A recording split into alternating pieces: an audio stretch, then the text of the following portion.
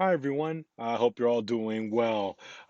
So this is our week seven lesson, and we're going to take some of these exercises back a bit. Um, so I work with some of you during the week in our one-on-one lessons. I realize that we need to kind of go back to some basics in regards to rhythm. So this week, what I've gone ahead and done is rewritten our rhythm exercises from the beginning of the year. Some of you may be familiar with this already, but the great thing now is that it also includes a recording of this particular exercise so that you can count along and play along with it. Again, the entire purpose of this exercise is just simply to review the counting of our basic rhythms, whole notes, quarter notes, half notes, etc. Um, the exercise starts off with just whole notes, whole rests, and then slowly progresses into half notes and half rests. I do want to make sure that we understand that part of what we're doing is making sure that we know where we at when we're counting our music and being able to keep up with the recordings when you have a chance to play with it. Um, while working on this exercise, it's also important to keep in mind that the when you get to a rest, that it should be treated the same as an actual played note. Think of them almost as you're playing silence. It's important to make sure that you're counting those rests and not simply look at them as a chance to be able to just rest and not pay attention. You should be engaged when you're resting. So when you start this exercise off, you want to go ahead and start off by singing the rhythm out loud. You basically hold the beat.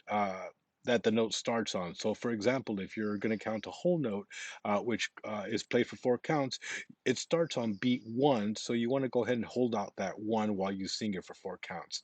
So, again, as an example, it would be five, six, seven, eight, one. Again, one. Count it out. If you're singing half notes, then again, you start the note on the count that the note starts on.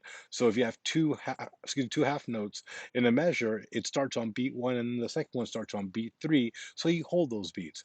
One, three, making sure that you count all the way through. And of course, quarter notes, they get one beat each, so they actually count on each note. Now, you want to make sure that you don't play them short. Play them short or sing them short. They should be counted full length. One, two, three, four. They should be sung in one breath as opposed to one, two, three, four. That's a little too short. Those are more like eighth notes. So again, make sure you count them out and give them full value. Excuse me, value.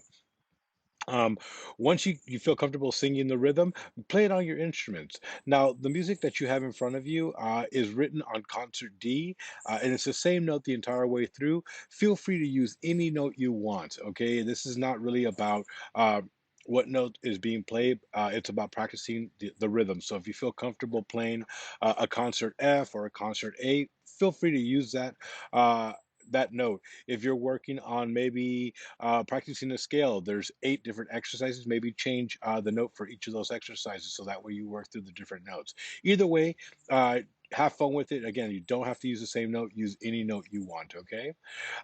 Once you feel comfortable counting, again, play along with the recordings. Slower tempo, faster tempo. It's all up to you. But no matter what, make sure that the when you're playing it, that you maintain a consistent tempo.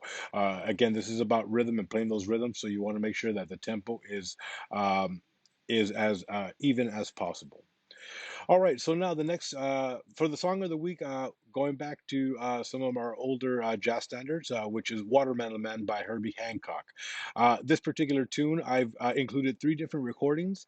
The first one is from his "Taking Off" album. Just goes into the basic. I guess the original version of the song.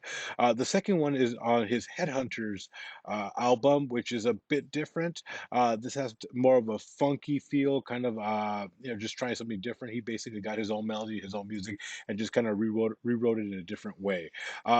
You start hearing the basics of the melody around the 2.5 minute mark.